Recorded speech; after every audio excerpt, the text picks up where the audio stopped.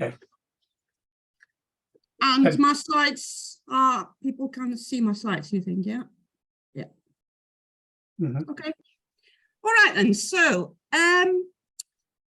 what I will try and do today is talk about the identity and, well, give some reflections on identity sort of struggles that we as survivor researchers are sort of grappling with, and also talk about experiential knowledge using the trickster as a point of departure, and I'll explain what the trickster is.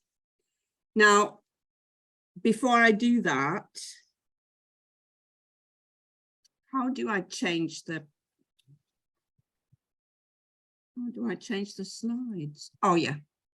Well, before I do that, I want to do something else. About a month ago, a colleague, a fellow user researcher, Fiona Jones, died suddenly. I don't know how many people here, or if anybody here knew Fiona. Fiona was only 48. I met Fiona at the University of Central Lancashire about 10 years ago, I think. And what has stayed with me is that she used to tell me that I am as mad as a box of frogs. Fiona was an amazing woman. I find that quite hard actually, to speak, because I'm still in shock and disbelief that she died. She died suddenly in her sleep, and apparently her death is linked to an epileptic fit or heart complications to do with her psychiatric drugs, the psychiatric medication that she took for a very long time. So Fiona was in and out of services from a very early age. I think since she was a teenager. And when she came out of services, she did amazing work in advocacy, and also she worked as a user researcher at the University of Central Lancashire. Fiona left school at the age of 16, so she did all this without any formal qualifications.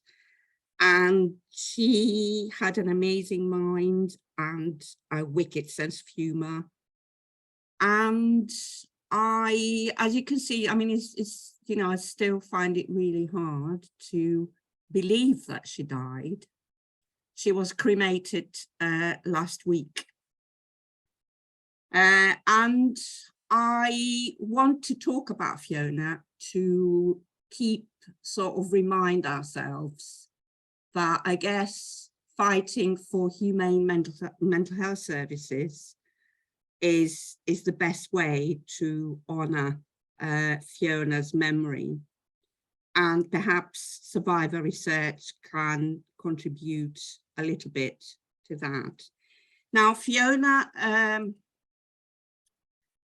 wrote an article for Asylum magazine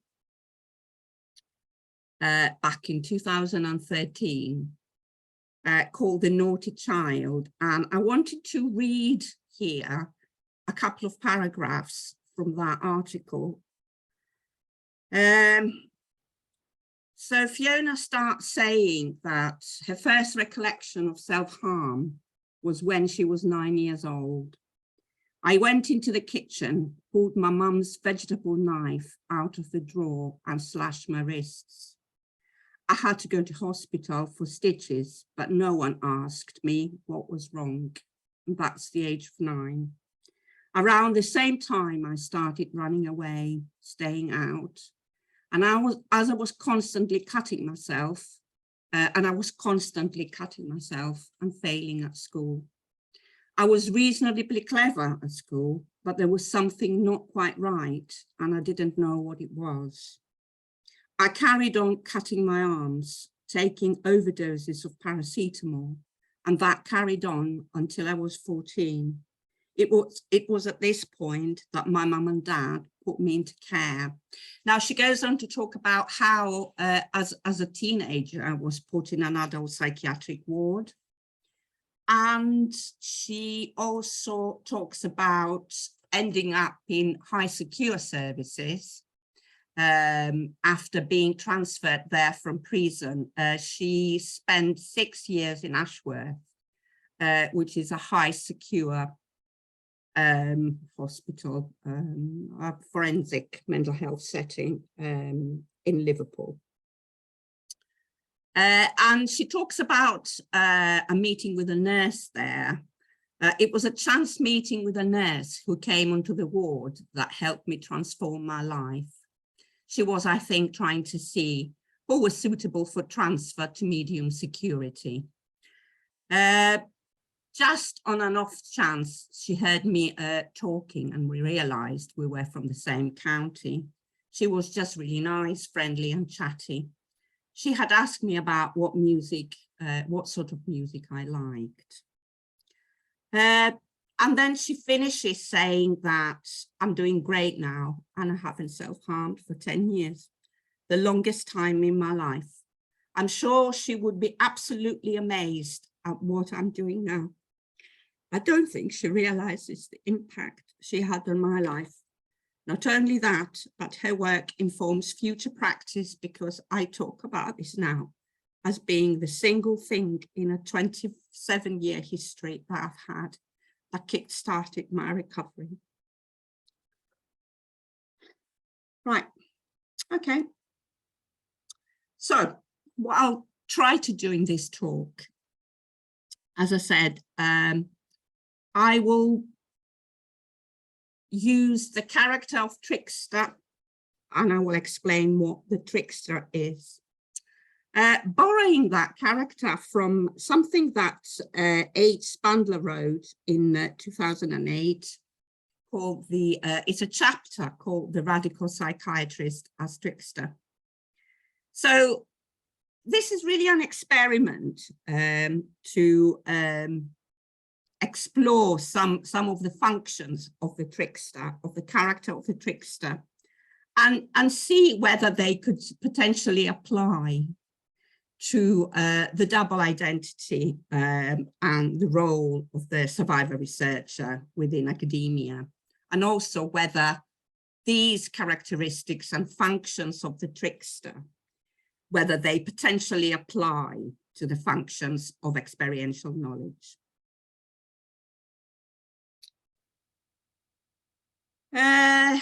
Now,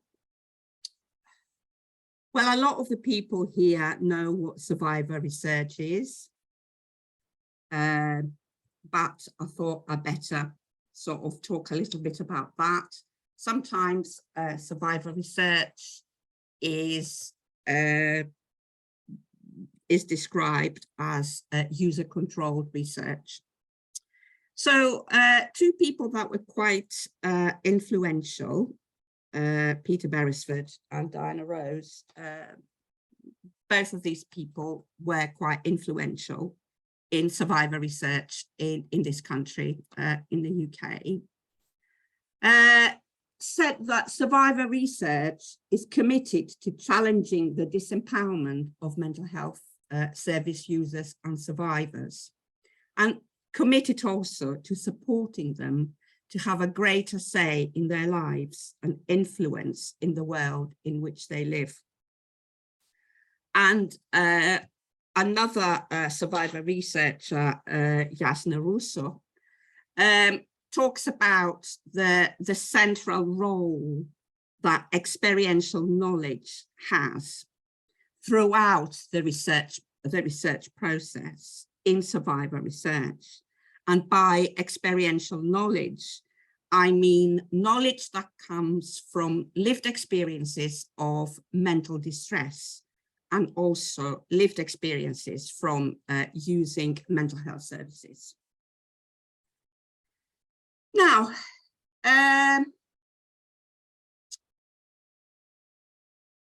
what is the trickster? Well, the trickster has also other names in mythology and in folklore, in stories. It appears as jester, also as joker, as fool, as clown. The person who did quite a lot of work on the trickster is somebody called Carl Jung. It's the German sort of pronunciation. And I've sort of used this book of Jung called 4 Archetypes. So, and he describes the trickster as an archetypal psychic structure of extreme antiquity that haunts the mythology of all ages and all cultures. What this means in more simple words. An archetype is a Greek word, and it means a very old, a very ancient image, a character or a myth that we inherit from our ancestors. And these images and characters and myths live and operate within our collective unconscious. There is this idea that, you know, there is unconscious that is collective. It's not just, we don't just have individual sort of unconscious, but also a collective unconscious. And trickster is one of those characters, one of those very old images. All cultures have tricksters. All cultures have heroes. I mean, you could think of the trickster as a hero or as an anti-hero, if you like. So some famous, well-known examples of tricksters is Hermes. Those of you who are familiar with ancient Greek mythology, Hermes was one of the 12 gods, ancient Greek gods, and he was the messenger of the gods. I'll show you some images as well. Another example of a trickster is the jester that used to operate in medieval courts. And also another example is the joker. Perhaps people who have watched the film Batman that came out in 1989, there is the Joker character there. So that's Hermes with his lyre. That's the messenger of the gods. That's a jester from the medieval courts. That's Jack Nicholson as Batman. No, not as Batman, as Joker in the Batman film. And this is my favorite. This is Joaquin Phoenix as Joker in the film Joker that came out in 2019. If you haven't seen it, I thoroughly recommend it because the guy is an amazing actor. Now, what I try to do is to, out of my reading around the trickster, and one of the very good books about the trickster is a book by Lewis Hyde called Trickster Makes This World. I can give you references at the end if you're interested. So out of my reading about the trickster, I tried to extract the key characteristics, the key functions as I understood them of the trickster. So first of all, the trickster is a paradoxical character. The trickster embodies contradictions. So he is very contradictory.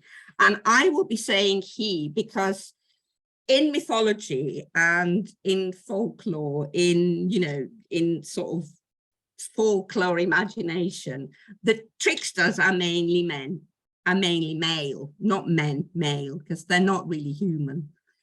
And that's an issue that we haven't got time to discuss here, but that's an issue around, the sort of gendered aspect or aspects of the character of the trickster. So trickster is paradoxical. So is both a creator and a distractor. He's both a demon and a saint, a savior. He's both a sufferer and a healer. He's both God and animal. He's both subhuman and superhuman. And Jung talks about the trickster having a double or split personality. And I know there are issues around describing somebody's personality as split, but this is Jung's sort of description. So apart from the paradoxical aspect, the trickster is also crossing boundaries. He operates in between. He's liminal, liminal being in between. So, for example, Hermes, who was the messenger of the gods, was crossing the boundary of heaven and earth. So was going between heaven and earth. So, the trickster is boundary crosser, is an ambiguous character. And he lives at the margins. He's at the edge of the city. That's how Lewis Hyde sort of describes the trickster. A third important aspect of the trickster character is that he's subversive. He is disruptive. He's a rule breaker, right? He is an agent of change and innovation, and he reflects resistance.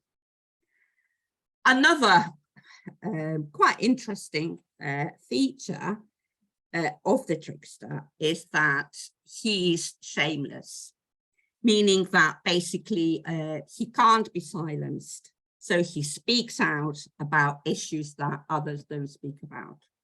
And last, the trickster likes tricks. He's playful, he likes jokes.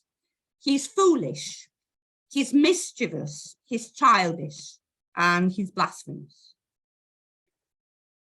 Now, what does all this have to do with being a service user researcher, right?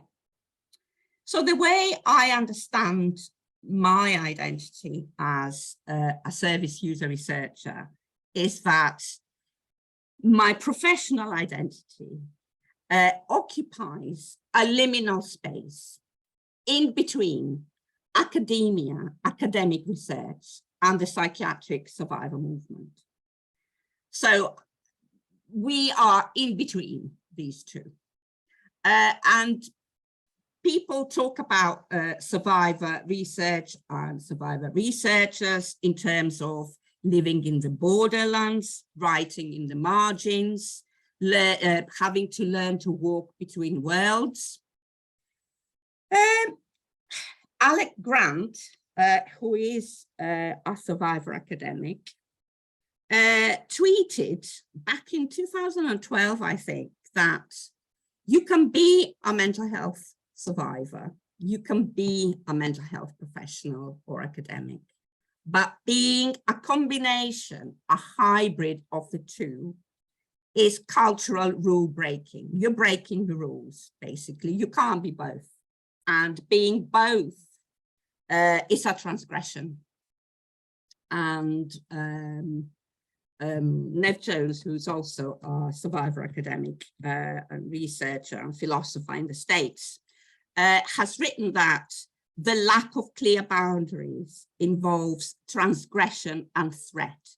So the fact that people can't place us, are we researchers? Are we survivors? What are we?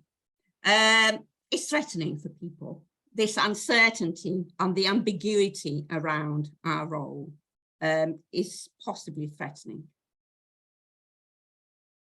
So I will make these slides available if you want to, because there are things that I can't really go through in detail in this presentation, but you'll have the opportunity to sort of look at the slides in your own time.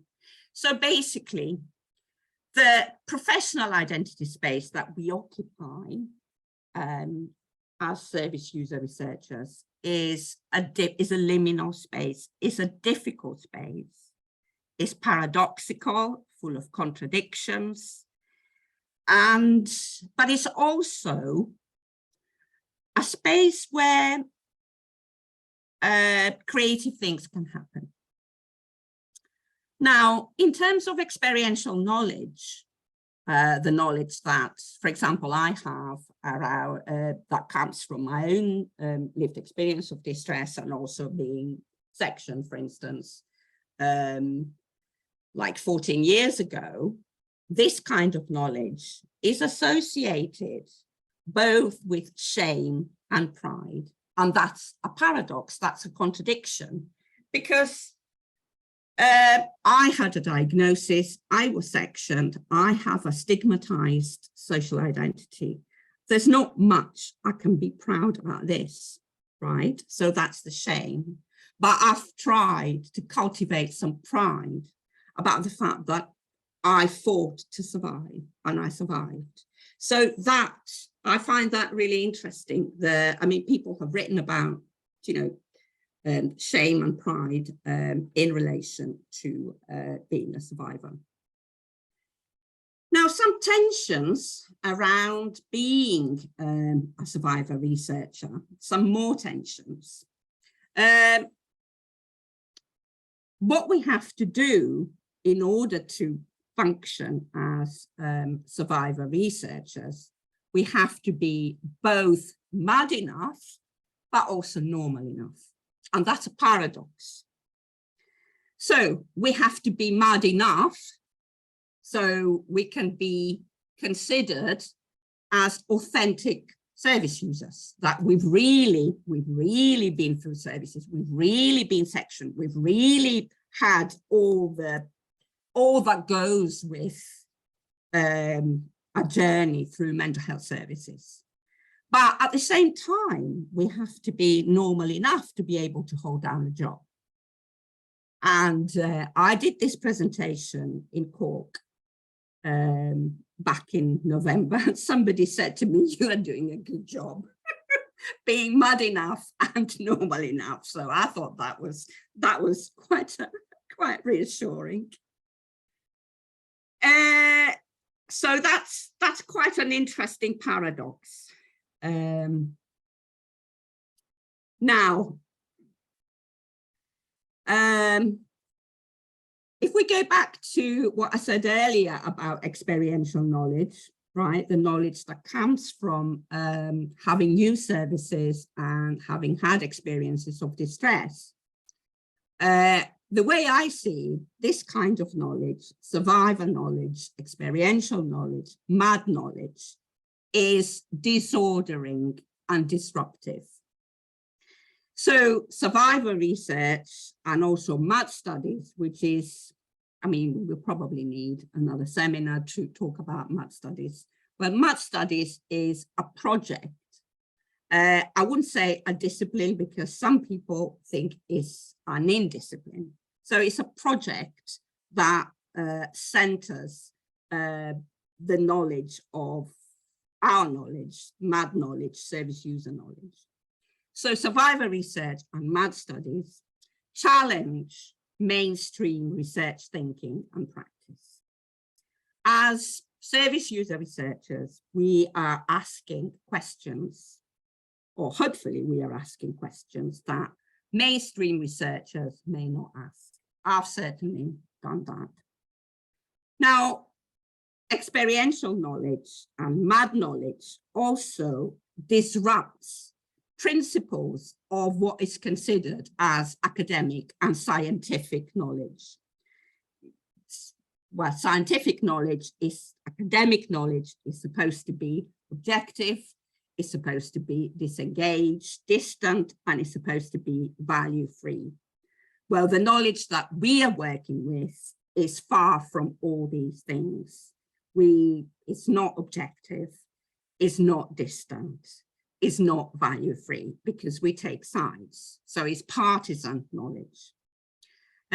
Somebody from the Netherlands, Ali Veerman, was a survivor researcher, I think a social work academic, has described experiential knowledge as political and critical, as seeking to humanize the instrumental and technical approach of the mental health system. And lastly, survivor knowledge is unsettling, is dangerous. It does something to you. It's frightening as well, because it's associated with states, mental states that are frightening and we don't understand. It's associated with madness. I know that some people have experienced madness as an opening, as you know, as sort of a sense of unity with the universe and things like that. This is not my experience of madness. So my experience of madness has been frightening. As you see, I am sort of fasting forward because there's quite a lot here that I can't really cover. Now, another set of tensions when we try to operate as service user researchers in academia, in the neoliberal university nowadays, is the fact that if, together with our lived experience, we happen to have academic qualifications and research expertise, this is not good news for well, the majority of mainstream academics. And sometimes, well, at least in my experience, my academic qualifications and research expertise have gone against me, because basically what we are merely wanted for is our lived experience. So my question, I guess, is where does our value, where does our worth lie when we happen to be both? And that's a tension. That's a huge tension for me. More tensions. Well, there is this, most of the time, lip service paid to, as you see, I'll have it in inverted commas, the value of our lived experience. So a lived experience of mental distress and service use is supposed to be valuable. But in reality, we're actually a liability. We are a liability in research because we have been ill and we can be ill again. We are a liability when our worth is measured on the basis of how many high impact factor journal articles we can write. So there's a tension. Obviously, there's a tension between the, you know, the rhetoric and the reality of being a survivor researcher. I mean, in terms of our political struggles, here there are some really paradoxical expectations. on the one hand, as researchers, we need to be detached. We need to be able to have a critical interpretive distance. But on the other hand, we are committed to improving people's lives. And the kind of research that we're doing is partisan, and the kind of knowledge that we try to use and promote is also partisan. So how can we reconcile the links of survivor research with activism on the one hand, with the need to be dispassionate and detached and critically distant as researchers need to be?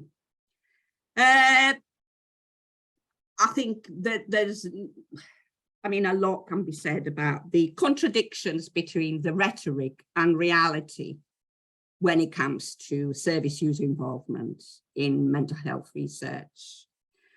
I mean, we talk about allies, some people are true allies, and some other people are just paying lip service, and they tick boxes when they involve us in their projects. I think what we need to be particularly, what's the word, careful about and alert about is the fact that there is rhetoric and reality in survivor research circles too. Because there is abuse of power within survivor research circles. And I mean, I can talk about that from personal experience and from other people's experience. So the abuse is not only done to us by the mainstream academics, it's done by our own people as well. So there's rhetoric and reality when it comes to survivor research circles too. And this is something that we need to be talking about. We need to be having open, well, as open as possible discussions about. So that's my last slide. I guess I want to go back to what I said in the beginning and ask, to what extent the trickster character qualities, the trickster sensibilities are a useful framework to examine the paradoxes and tensions associated with the identity and role of the survivor researcher, and also associated with the functions of experiential knowledge. If you remember, I sort of outlined the main characteristics of the trickster character as being paradoxical, as being liminal, as being subversive and shameless and blasphemous. And I guess because this is an experiment in sort of looking at the role and identity of survivor researcher, and also the nature and function and functions of experiential knowledge, I guess my question is it really a useful framework, this sort of the trickster sensibilities? I want to finish here, and I would be interested in your reactions and your thoughts as to actually the trickster sensibilities framework is a useful framework. I want to also finish with a cartoon, because we like, as survivor researchers and as tricksters, we like humor. So in this cartoon, you can see the little jester about to be executed, and there is somebody shouting, "Hold it, His Majesty just got the joke."